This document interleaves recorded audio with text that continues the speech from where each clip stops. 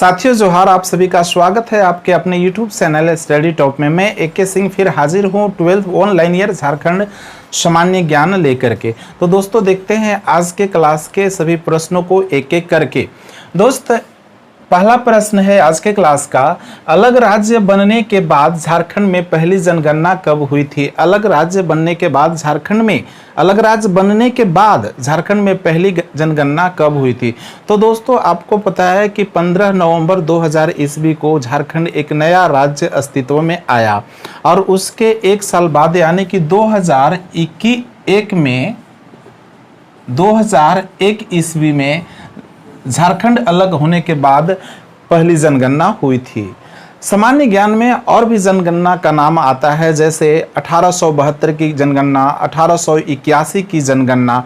तो देखिए दोस्तों, जब यहाँ पे अंग्रेज शासन कर रहा था तो फिर उन्होंने पहली जनगणना 1872 ईस्वी में किया था।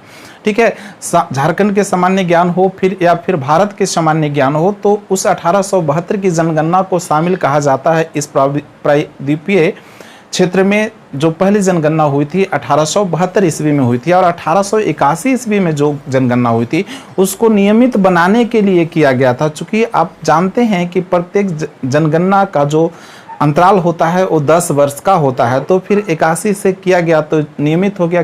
क्योंकि पहली जनगणना जब 1872 में हुआ था तो 72 से फिर 82 अच्छा नहीं था, क्योंकि संख्या 1 से शुरू होती है। तो फिर 1881 के बाद 10 साल के अंतराल में किया जा रहा है। तो फिर एक जनगणना बन रहा था 2001 में, तब तक झारखंड अस्तित्व में आ गया था। अब दूसरी जनगणना झारखंड को अलग होने के बाद कब बना? 2011। और अब तीसरी जनगणना 2021 में बनता है। ठीक है, अगला प्रश्न है साथियों, रामगढ़ राज्य की स्थापना किस राजा ने की थी? रामगढ़ राज्य की स्थापना किस राजा ने की थी? आंसर है बाघदेव सिंह। बाघदेव सिंह ने रामगढ़ राज्य की स्थापना 1368 ईस्वी में किया था। याद रखेंगे इसको भी, रामगढ़ राज्य की स्थापना बाघदेव सिंह ने 1368 ईस्वी में किया था। दोस्तों ये 1368 ईस्वी के बाद यहाँ रामगढ़ राज्य को 19 राजाओं ने चलाया, बारी बारी करके 19 राजाओं ने राज किया और यहाँ का अंतिम जो राजा था भीष्म नारायण सिंह। इस बात को याद रखेंगे, भीष्म नारायण सिंह अंतिम राजा था जो 1955 तक राज किया था। ये भी तथ्य आपको याद रखना है। क्वेश्चन नंबर 3, किस तिथि से झारखंड में 1800, इसको याद रखेंगे, 1857 ईस्वी का विद्रोह शुरू हुआ था? तो याद रखेंगे ये हुआ था 12 जून 1857। 1857 जो ईस्वी है वो तो यहाँ दिया हुआ है। तो झारखंड में जो प्रारंभ हुआ था, शुरू हुआ था 12 जून 1857 में। 1857 के जो विद्रोह था मेरठ वाले, याद कीजिए, उत्तर प्रदेश के मेरठ में जो मंगल पांडे ने विद्रोह किया था उसे सिपाही विद्रोह के नाम से जाना जाता है। उसी का कॉपी, उसी के तर्ज पे जो झारखंड में विद्रोह हुआ था वो हुआ था 12 जून 1857 को छोटा नागपुर के रोहिणी गांव में हुआ था। रोहिणी स्थान में अंग्रेज का सैनिकों का छावनी वहां पे था। जब ये विद्रोह जब हुआ यहाँ पे रोहिणी में, झारखंड में, छोटा नागपुर में, तो फिर वहां से सैनिकों की छावनी को स्थानांतरित कर भागलपुर कर दिया गया। और याद रखेंगे ये भी कि जो उत्तर प्रदेश के मेरठ में 1857 में जो सिपाही विद्रोह हुआ था, गदर विद्रोह हुआ था, वो उसका तिथि था 10 मई। 10 मई झारखंड वाला का 12 जून और उत्तर प्रदेश मेरठ वाला का 10 मई तिथि थी ना, 10 मई 1857। याद रखेंगे इस तथ्य को। मिटा देते हैं इसे, चूंकि यहाँ पे अगले प्रश्न का आंसर लिखना होगा। ठीक है, अगला प्रश्न है, झारखंड से लोकसभा के लिए चुने जाने वाले सदस्यों की संख्या कितनी है?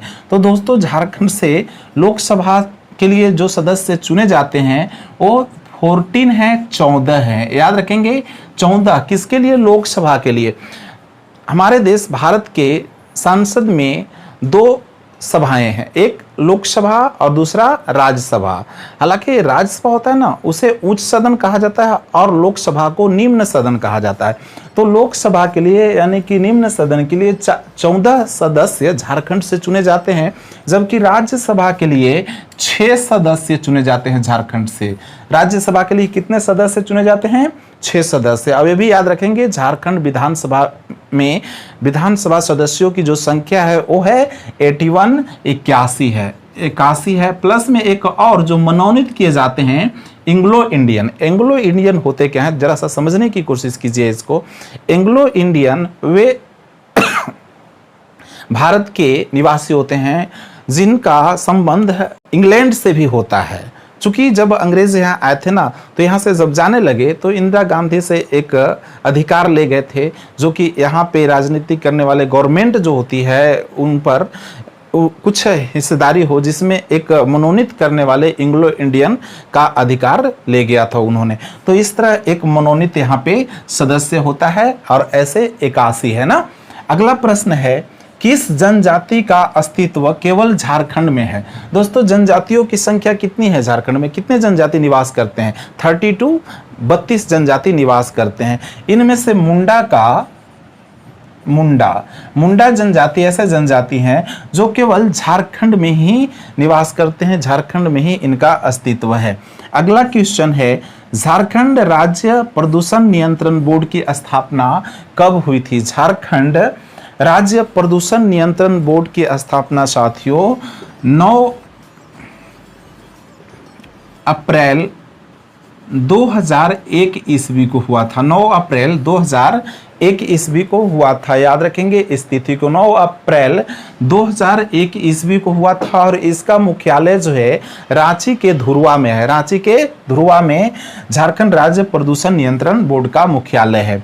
अगला है, झारखंड में 1857 ईस्वी के विद्रोह का सेनापति कौन थे? जो यहाँ पे बात की जा रही थी 1857, 12 जून 1857 को जो झारखंड में विद्रोह हुआ था, उसके सेनापति कौन थे? तो याद रखेंगे, इसका जो सेनापति थे दोस्तों, जो 1857 में झारखंड में विद्रोह हुआ था, तो इसका सेनापति थे पांडे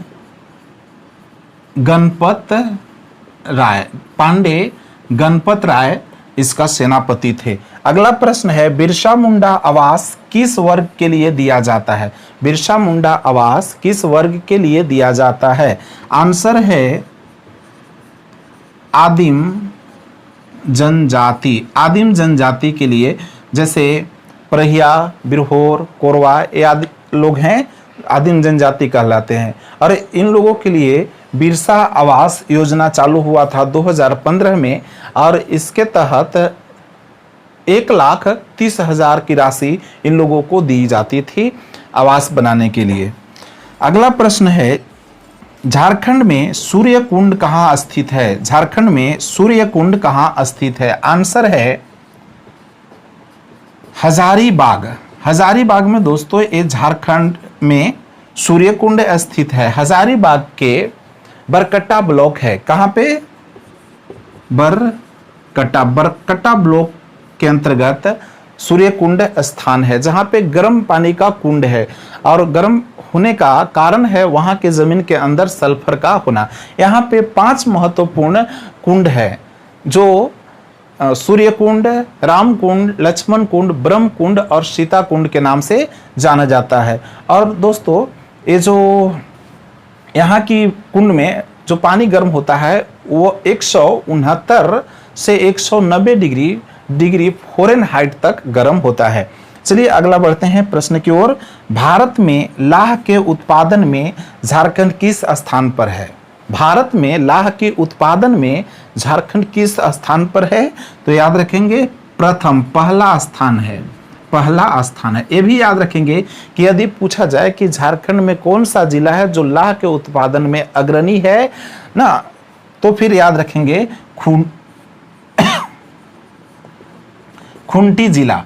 खूंटी जिला जो है झारखंड में सबसे ज्यादा लाह का उत्पादन करता है और भारत में झारखंड प्रथम स्थान पर है।